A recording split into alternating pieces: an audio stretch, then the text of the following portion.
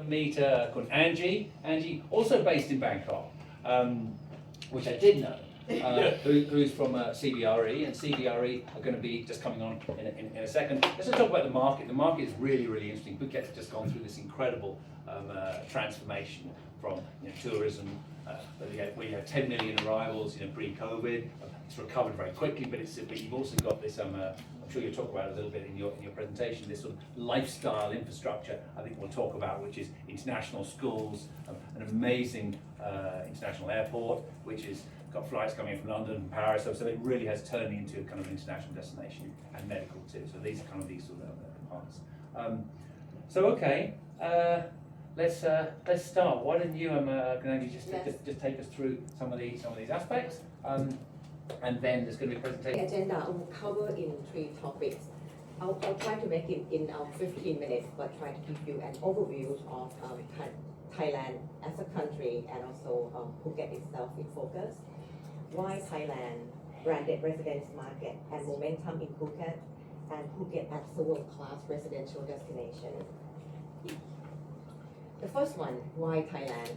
I think a lot of you already know, but I have captured the 5 main factors why Thailand. The first one is about comprehensive infrastructure.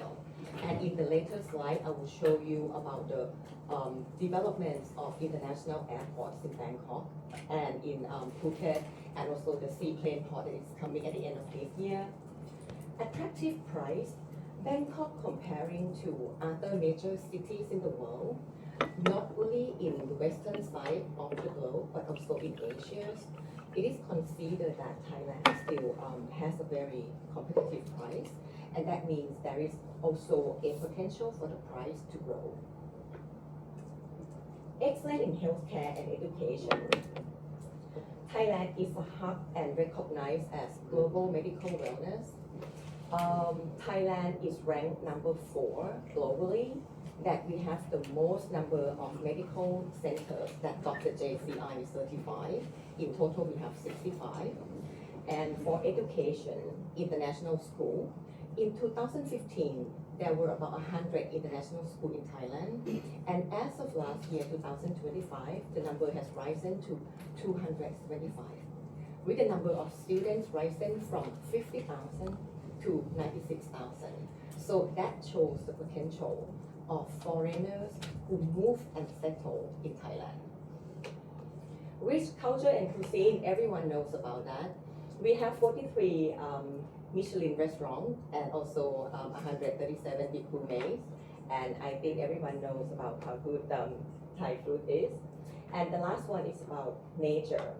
We have to say that tourism is the key driver of Thailand's GDP, account for about 12 to 20%.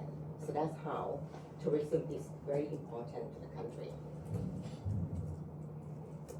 We look at global gateways, top 10 most visited countries in 2025. Thailand still ranked in the top 10.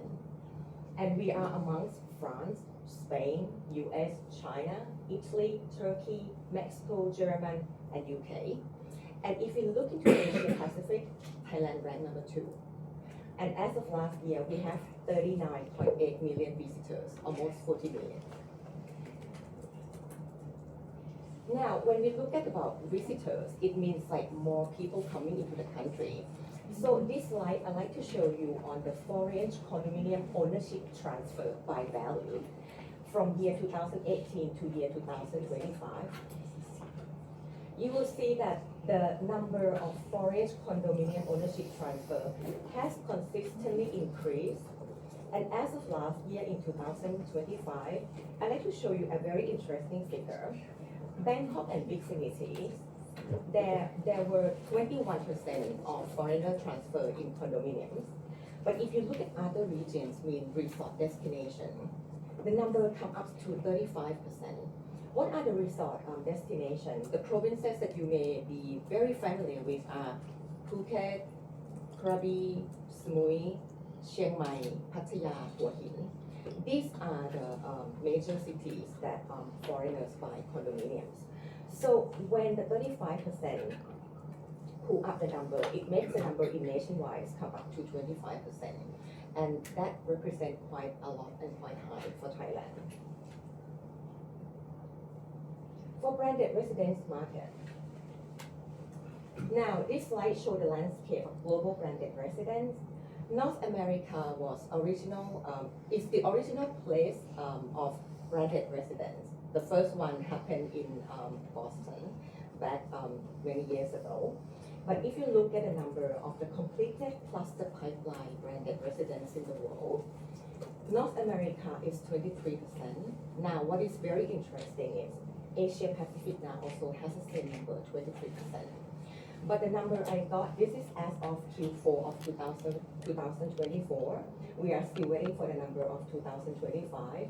There could be a slight adjust, but of course the number keeps changing on a yearly basis. But this is very much up to date. So if you look at the number of most branded residents by country, Thailand still ranks in the top 5. We follow by just US, UAE, and Mexico, and Thailand is number 4. And if you look by cities, Thailand still have 2 cities ranking as a top 10, Phuket as number 5, and Bangkok as number 7. So this is a very interesting ranking. Now, I'd like to focus on Phuket itself. We look at the map first, so everyone understands how the landscape of Phuket look like. I'll make it easy. For Phuket, you have the west coast, sunset. You have the north coast, sunrise. You have inland in the middle, and you have the south coast. Most of the supply, I'm talking about the total supply first, not just branded.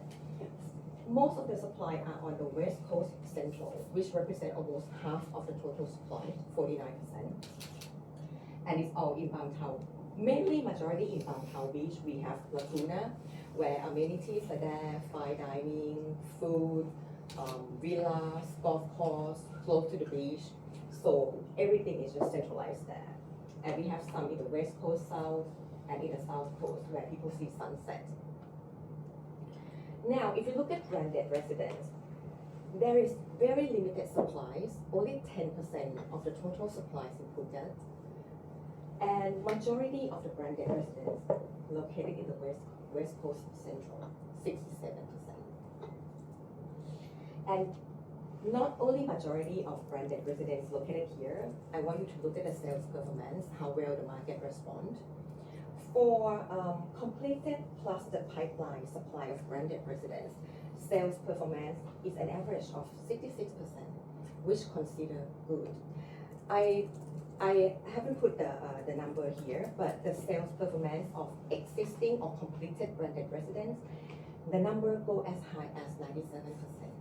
So that's how people very well responded to the branded Phuket. Now, look at condominium sales performance in Phuket.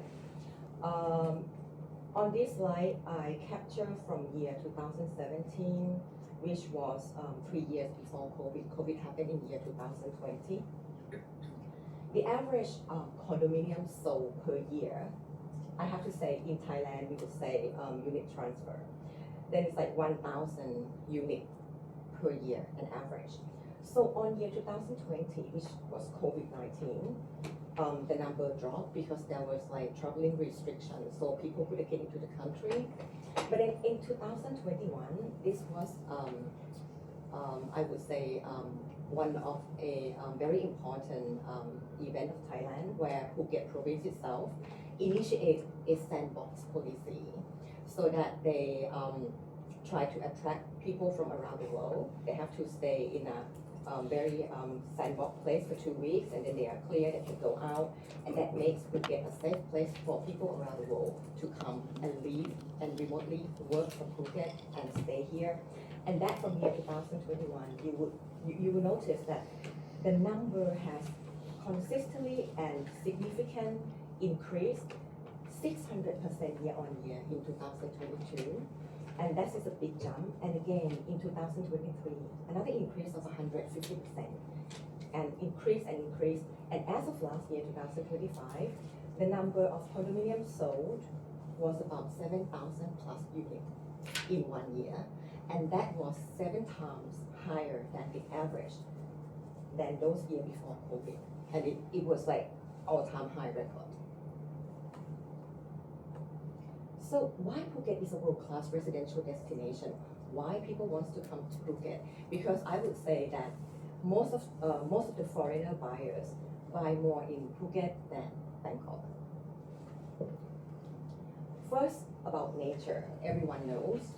All the property purchase normally come from the first visit. Either it's for holiday home tourist, as a tourist or as a business person. People come, people like, they come back again, they repeat, and then they plan to settle, they plan to buy. So that's the starting point. Easy accessibility.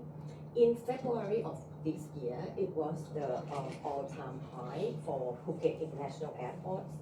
It was recorded as 393 flights and over 71,000 passengers in a single day. This is all-time high for Phuket.